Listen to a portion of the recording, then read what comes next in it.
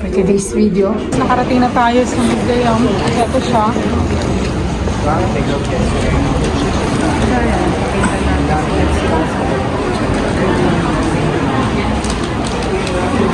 Yan siya yung museum. He is the first man that perfectly talaga mas preserved by nature. Para siyang tuyo, alam yun, daing, magdadaing ka. Ganun siya na-preserve sa sobrang init dito sa bundok at lamig. Actually, nakita siya dito sa South Tyrol, sa boundary ng Austria at Italy. Pero kinuha siya noong September 1991, na-discover siya ng dalawang hikers. Ngayon, dinala siya sa Innsbruck, sa Austria, to study. But in the end, nalaman nila na sa Italy pa talaga nasakop yung pinagtagpuan ng katawan ni Otzi. So pinag-aralan siya ng maraming nag-aral sa kanya, scientists, archaeologists, lahat na nagsama-sama yon to study the body of Otzi. So ngayon nga, Mers, pasukin natin sa shop. Dahil nandito lang siya sa Bolzano, dito nyo lang makikita ang nag-iisang taong nabuhay nung 5,000 years ago pa. Kaya let's go, Mers.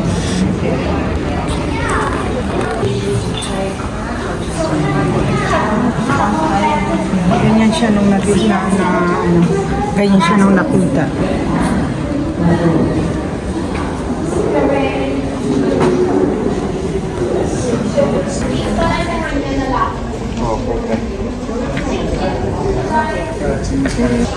So ayan siya, Yamers.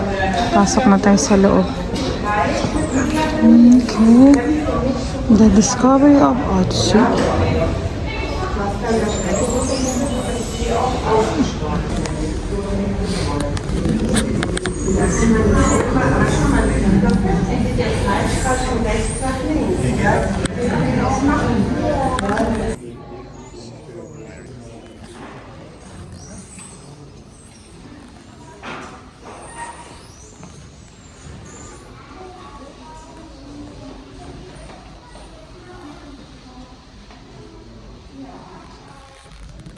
Wow, alam mo naman. Dito talaga siya. Sa Bolzano. Career na career. Career na career.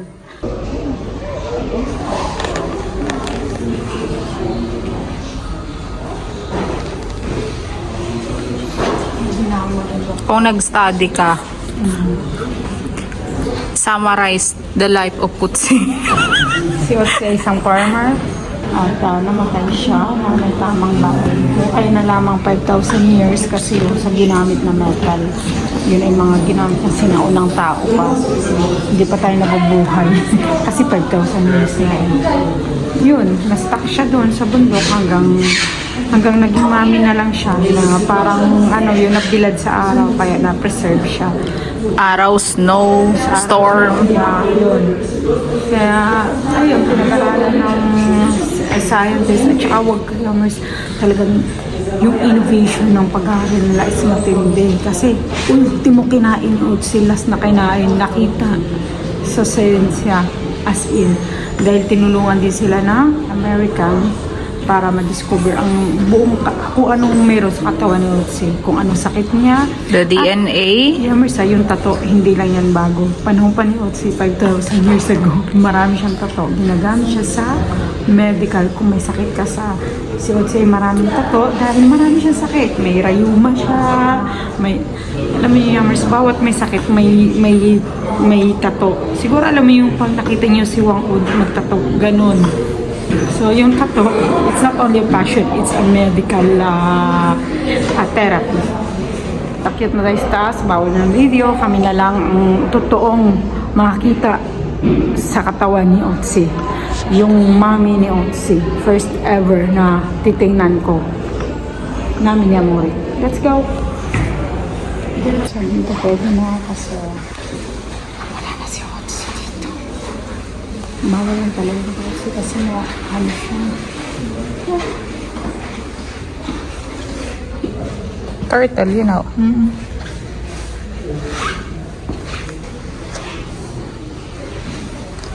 Si Otzi ay hindi na sa Stone Age, mas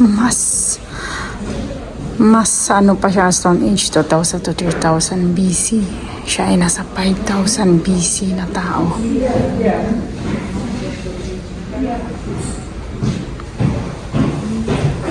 Copper Age people.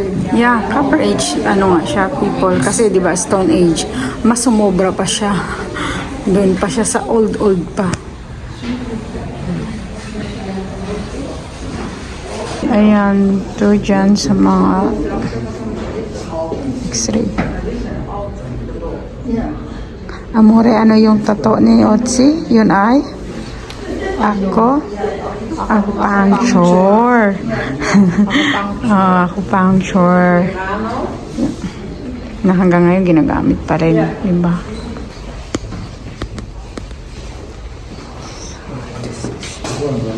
Mats.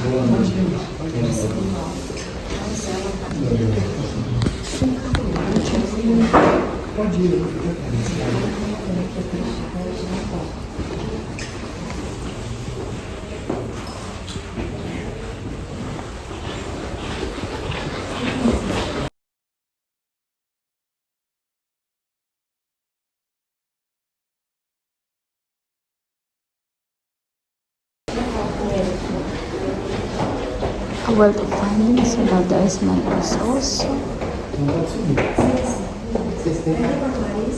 mas matangkad pa kay Otzi. As in, ganun lang siya kaliit.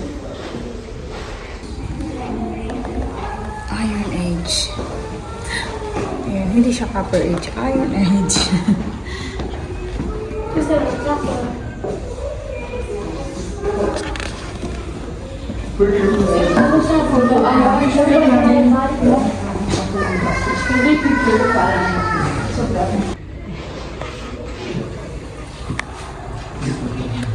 So, panahon, no? Ganito rin yung bahay, oh. Taguan nila pagtaglan.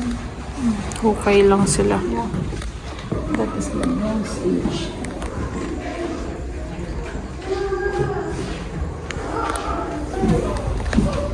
Yeah, mas buong building na po ay kay Otzi. Ito yung nagpapayaman dito sa Bolzano.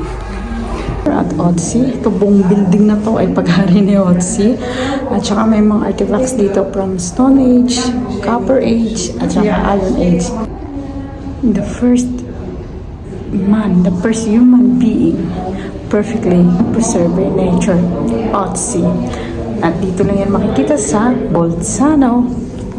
Thank you for watching my vlog. Till my next video. Ciao, grazie mille.